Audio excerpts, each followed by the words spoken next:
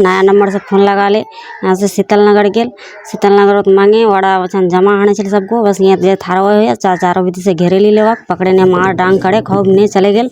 मैं आपका अपना बाप का इंसाफ मांगता हूँ सब किसी से। दोस्तों एक बार फिर से किशनगंज शर्मसार हो गया है। जी हाँ, क्योंकि किशनगंज में एक बार फिर से मिनहाज हत्याकांड जैसा मामला सामने आया है। जी हाँ, किशनगंज जिला के कोचादमन थाना क्षेत्र के अंधासुर गांव में एक व्यक्ति की इतनी पिटाई कर दी कि उसकी जान चली गई। जी हाँ, आज फिर से एक बहन विधवा हो गई है, आज फिर से एक बच्चा अनाथ हो गया है। पूरा मामला क्या है जानने से पहले उससे पहले आपको बता दूं कि अगर आप नए आए हैं इस चैनल पर तो फिर चैनल को सब्सक्राइब कर दीजिए। अगर आप इस वीडियो को हमारे फेसबुक पेज पर देख रहे हैं केडीबी लाइव पर तो पेज को फॉलो कर दीजिए। अभी ऊपर फॉलो बटन दिख रहा होगा, क्लिक करेंगे तो आप फॉलो हो जाएंगे। आपको पेज फॉलो करने से आपको फायदा ये होगा कि जब भी हम किशनगंज से जुड़ी हुई खबर पोस्ट करेंगे तो आप उसको तुरंत देख सकते हैं। तो चलिए बात करते हैं विस्तार से कि आखिर हैरान कर देने वाला मामला है क्या। दरअसल बात यह है कि बलिया पंचायत के अंधासूर के रहने वाले मोहम्मद जमील आलम को 5-6 गुंडे मिलकर के शीतल नगर चौक बुलाते हैं और उनकी इतनी पिटाई करते हैं कि उसकी मौत हो जाती है। जी हाँ, हालांकि ये मामला शांत है, इस मामले को लेकर के मीडिया भी कोई उतनी रुचि नहीं दिखाती है। हम आपको इस मामले के बारे में पूरी विस्तार से बताएंगे।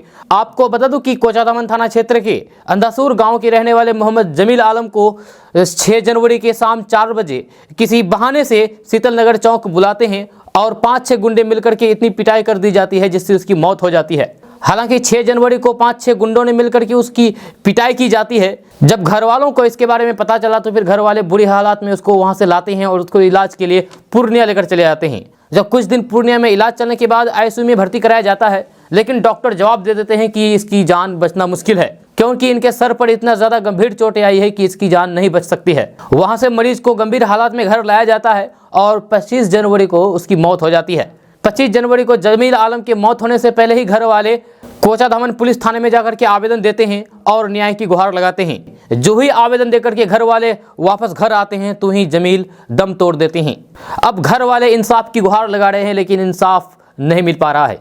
जहाँ हालांकि मामला पुलिस के पास गया है और पुलिस आगे की कार्रवाई में जुट गई है, लेकिन दरिंदे अभी भी खुलेआम घूम रहे हैं। जहाँ आरोपियों की गिरफ्तारी के लिए घर वाले आवाज़ उठा रहे हैं, लेकिन उनकी गिरफ्तारी अभी तक नहीं हुई है।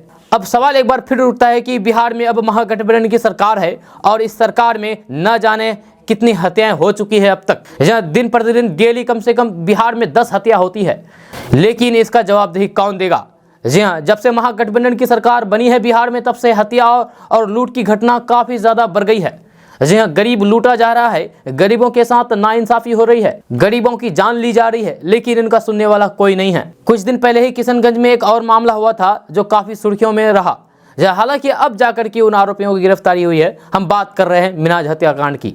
जी हाँ, क्योंकि मिनहाज हत्याकांड मामले पर काफ़ी ज़्यादा हंगामा हुआ था और यहाँ तक कि बिहार लेवल पर राष्ट्र लेवल का मीडिया भी आया था और कवरेज किया था, लेकिन बहुत जद्दोजहद करने के बाद, बहुत आंसू बहाने के बाद, बहुत लड़ाई लड़ने के बाद तब जाकर के आरोपियों की गिरफ्तारी हुई है। लेकिन फिर से इस तरह का मामला किशनगंज में होना ये कतई सही नहीं है। जी हाँ, ये किशनगंज को शर्मसार कर देने वाली घटना है, क्योंकि इस तरीके का घटना, किसी निर्दोष व्यक्ति को मारा जाना, ये सभ्य समाज में बहुत ही घातक है। जहाँ इस तरह की घटना को दर्शाता है कि बिहार में जंगल राज फिर से शुरू हो चुका है। जब बिहार में कानून व्यवस्था बिल्कुल ठप हो चुकी है, कानून नाम की चीज़ है ही नहीं, ऐसा लगता है। लोगों के अंदर से कानून का डर खत्म हो चुका है। जहां जिसको मिलता है सरेआम मार दिया जाता है। हम सब उम्मीद करते हैं कि इस बहन को इंसाफ मिले और आरोपियों की जल्द से जल्द गिरफ्तारी हो। आप आगे जमील की बीवी और स्थानीय लोगों की बातों को सुनिए कि वो लोग क्या कर रहे हैं इस मामले पर। सुनिए आगे, आप इस वीडियो को देखिए। नया नंबर से फोन लगा ले, वड़की लेन देन चल मुझे मालूम नहीं चल। नया नंबर से फोन लगा ले, यहाँ से शीतल नगर गेल, शीतल नगर मांगे वड़ा वचन जमा आने चले सबको। बस यहाँ जे थारा हुए चारों विधि से घेरे ली लेवा, पकड़े ने मार डांग करे खूब ने चले गेल, कुर्ता तुर्ता फाड़े दिले। हमरा यहाँ से गेनू उठे आनू और तबियत बहुत एकदम बिगड़ता छिल, एकदम मुँह हाथ से पानी जाइल।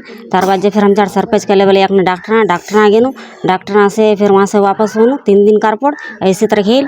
तार बाद फिर वहाँ से होनू, फिर यहाँ आनो तो फिर एकदम सीरियस हो गेल, फिर गेनू, फिर दोबारा गेनू तो आड़ इलाज नहीं होल।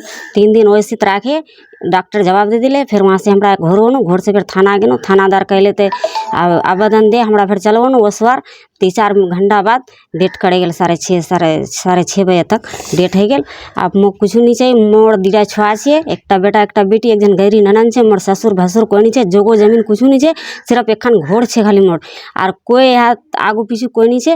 मोक इंसाफ चाहिए, और जे गुनहगार छे यार मरिया यार जे कत्ल करिया वक सजा चाहिए, और मोक पुलिस से सभी से बस इंसाफ चाहिए खाली। मैं आपका अपना बाप का इंसाफ मांगता हूँ, सब किसी से, मुखिया से, निम्बर से। 6 जनवरी को शाम के करीब 4 बजे इनको कॉल आता है अनजान नंबर से, गलत जगह गलत एड्रेस बता के इनको बुलाया धोखे से। जब यहाँ शीतल नगर चौक पहुँचा तो इनको बस 5-6 लोग ऐसे थे, कुछ मारपीट करना स्टार्ट कर दिया, घसीटते हुए गाड़ी से उतारा और मारना स्टार्ट कर दिया। जब कुछ लोग आए दौड़ के तो उन लोगों को बताया गया कि कोई भी अगर बीच में आया तो सबको मार के यहीं पे काट देंगे। तो कोई डर से हाथ नहीं लगा वहाँ पे।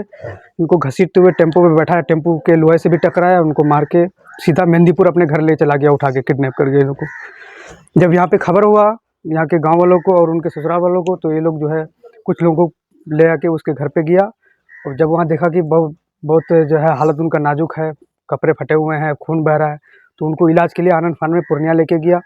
वहाँ पे इलाज भी हुआ, लेकिन डॉक्टर ने बताया कि उनको जो है हायर जो है हॉस्पिटल में ले आना होगा, यहाँ पे इलाज नहीं होगा इनका। तो उसमें कुछ रुपए की भी ज़रूरत थी, उनको लेके फिर घर आए, रुपए का इंतजाम करने लगा। हाँ, उसके बाद आए फिर से दोबारा, जब दोबारा से उनका हालत ख़राब होने लगा, फिर से उनको जो है आनंद फान में फिर से पूर्णिया लेके गए इलाज के लिए। वहाँ पे जब डॉक्टर ने बताया कि 24 घंटे आईसीयू में रहने के बाद कि इनका बचना नामुमकिन है, इसका हालत काफ़ी ख़राब है, सर पे बहुत गहरी चोट आई है, तो फिर से हमने न्यूरो सर्जन के पास गए।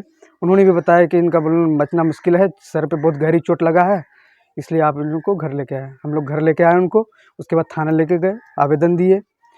जब फिर थाना से वापस आए तो उनकी डेथ हो गई इसी क्रम में। भी इनके घर में कमाने वाले कोई नहीं है, इनके आगे पीछे कोई नहीं है, ना ही भाई बहन है, ना ही बाप भाई, कोई भी नहीं है, अरादर बरादर कोई नहीं है।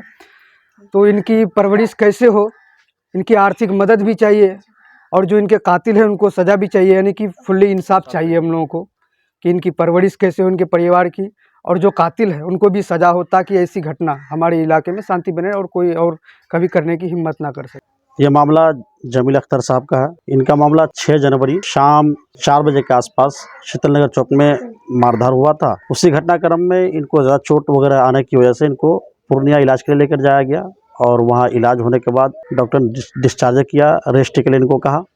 फिर इसके बीच में इनकी तबीयत ज़्यादा बिगड़ गई, दोबारा इसको फिर इलाज के लिए पूर्णिया लेकर जाया गया, और उसी इलाज के दरमियान डॉक्टर ने कहा कि इनका इलाज मेरे यहाँ नहीं है और इसका चांस भी नहीं है, आप इनको घर लेकर जाएं। तो इसी क्रम में फिर इनको थाना लेकर जाया गया, और आवेदन देने के बाद घर वापस आए। 25 जनवरी 6:30 बजे के आसपास इनका डेथ हो गया। अब फिर मैं आपके माध्यम से ये कहूँगा कि जमील अख्तर को इंसाफ चाहिए, उनके परिवार को इंसाफ चाहिए, और पुलिस प्रशासन से यही उम्मीद है कि वो न्याय ज़रूर दिलाएगी, और जो भी इसमें दोषी है उनको कड़ी से कड़ी सज़ा मिले, ताकि हमारे इलाके में, हमारे क्षेत्र में कोई दोबारा ऐसा घटना न घटे। इसलिए कि ये परिवार बिल्कुल बेसहारा परिवार है। इसके पास 2 बच्चे हैं, एक बीवी छोड़कर गया है और एक गूंगी बहन छोड़कर गया है, जिसका कोई सहारा नहीं है।